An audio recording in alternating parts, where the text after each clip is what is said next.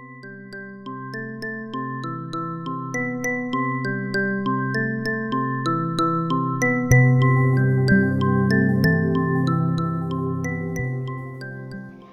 everybody! Welcome back to Miss Mary's Reading Room.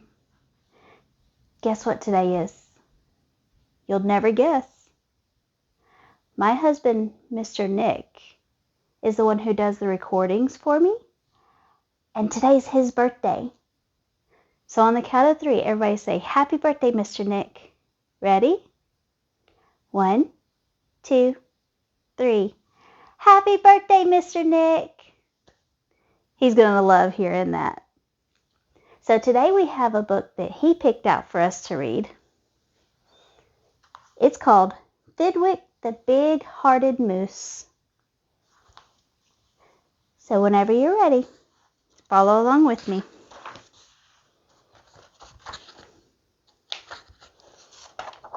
Here we go.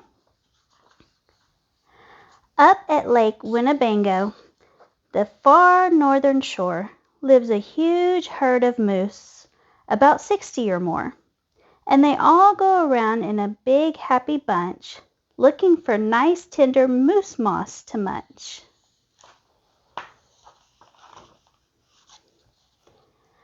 Up at Lake Winnebago, one day they were lunching, just strolling along and enjoying their munching, for the moose moss that day was especially fine, when it happened that Thidwick, the last moose in line, saw a bingle bug sitting. The bug called out, Hey, it's such a long road, and it's such a hot day. Would you mind if I rode on your horns for a way? Of course not, smiled Thidwick, the big-hearted moose. I'm happy my antlers can be of some use. There's room there to spare, and I'm happy to share.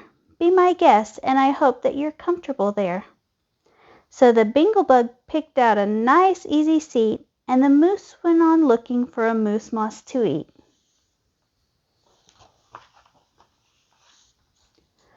Well, an hour or so later, the bug heard a squeak, and he heard a small voice of a tree spider speak.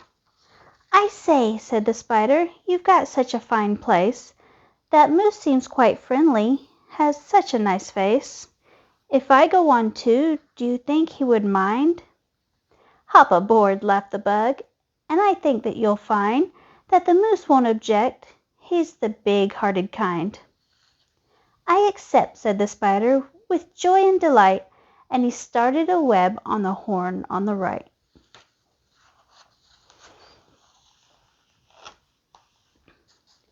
While the spider was spinning, he heard a gay song with a fresh little zinazoo bird came along. And he stopped and he stared and he chirped, Well, well, well, what a smart place to build, what a great place to dwell. I've been living on trees ever since I was born, but here's something new, why not live on a horn? If there's room there for 2, then there's room there for 3. There's plenty of room, laughed the bug, and it's free. Thidwick stopped walking. What was all that talking? These guests had caught Thidwick the moose unawares. Hey, he called out, what's going on upstairs?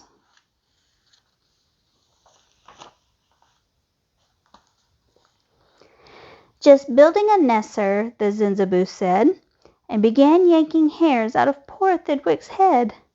And he plucked out exactly 204. Don't worry, he laughed. You can always grow more. Then he dozed off to sleep in his fine moose-haired nest. This bird, mumbled Thidwick, is sort of a pest. But I'm a good sport, so I'll just let him rest. For a host, above all, must be nice to his guest.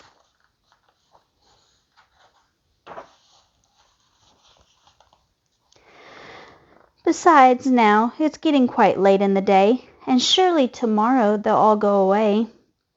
But alas, the next morning, the sun's early light brought to Thidwick's sad eyes the most unwelcome sight.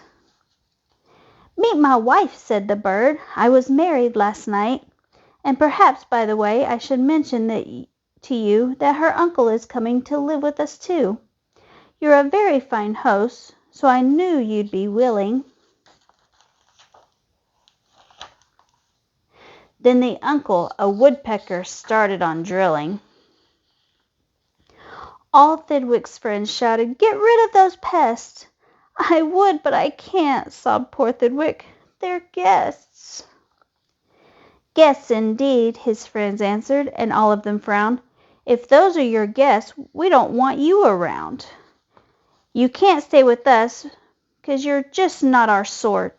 And they all turned their backs and walked off with a snort.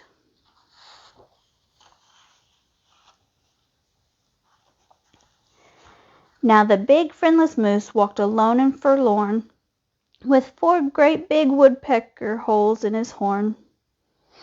"What holes?" whispered Herman, a squirrel who spied them. "What holes to hide nuts in? Mind if I try them?"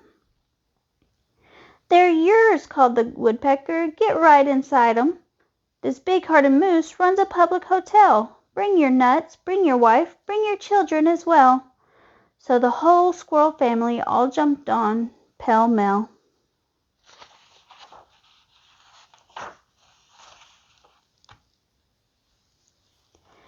And the very next thing the poor animal knew, a bobcat and turtle were living there too. Now, what was the big-hearted moose going to do? Well, what would you do if it happened to you? You couldn't say scat, 'cause that wouldn't be right. You couldn't shout scram, because that isn't polite. A host has to put up with all kinds of pests, for a host above all must be nice to his guests. So you'd try hard to smile, and you'd try to look sweet, and you'd go right on looking for moose moss to eat.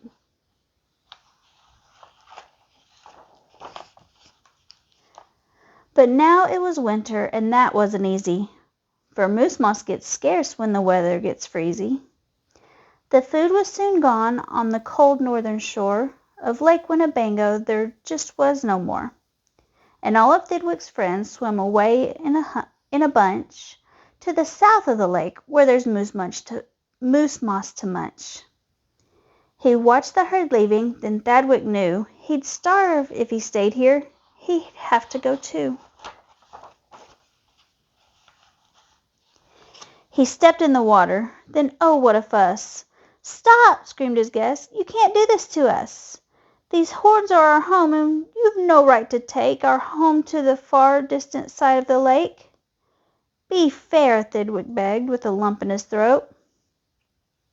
"We're fair," said the bug. "We'll decide this by vote. All those in favor of going, say aye. All those in favor of staying, say nay." "Aye," shouted Thidwick.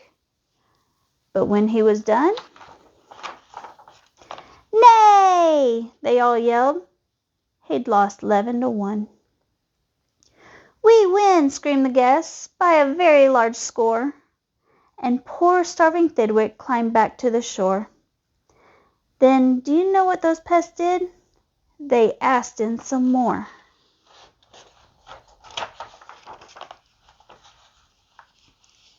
They asked in a fox who jumped in from the trees. They asked in some mice, and they asked in some fleas.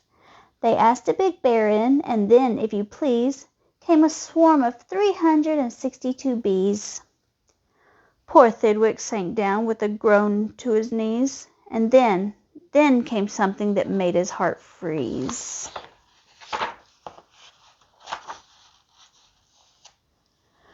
Bullets came zinging right past Thidwick's face. Guns were bang-binging all over the place.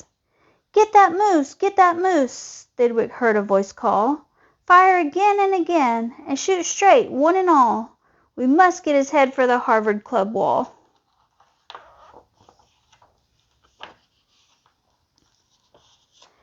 Thidwick took to his heels with that load on his head. With 500 pounds on his horns, the moose fled.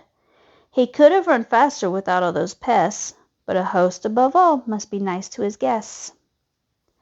Up canyon, off cliff, over wild rocky trail, with bullets bouncing around him like hail. Up gully through gulch and down slippery sluice, with his hard-hearted guests raced the soft-hearted moose.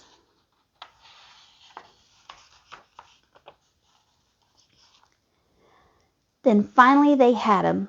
Because of those pests, he had run out of luck. Because those guests on his horns, he was stuck.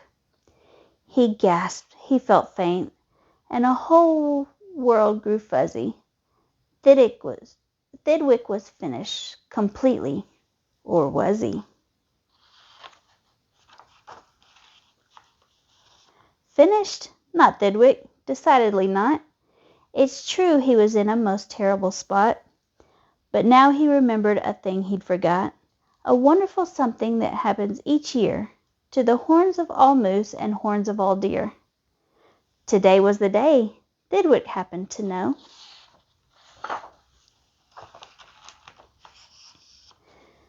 That old horns come off so that new ones can grow. And he called to the pests on his horns as he threw 'em. You want my horns? Now you're quite welcome to 'em. Keep 'em, they're yours. As for me, I shall take myself to the far distant side of the lake.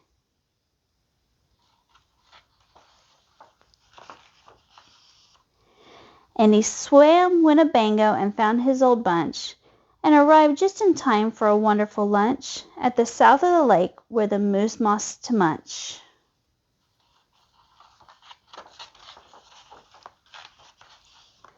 His old horns today are where you knew they would be.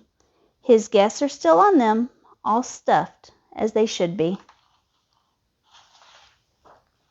The end. See? You can be nice to people, but sometimes you have to tell them no because it makes it hard for you. So, I hope you learned a lesson out of that. And remember, say happy birthday to Mr. Nick. I'll see you next time. Bye.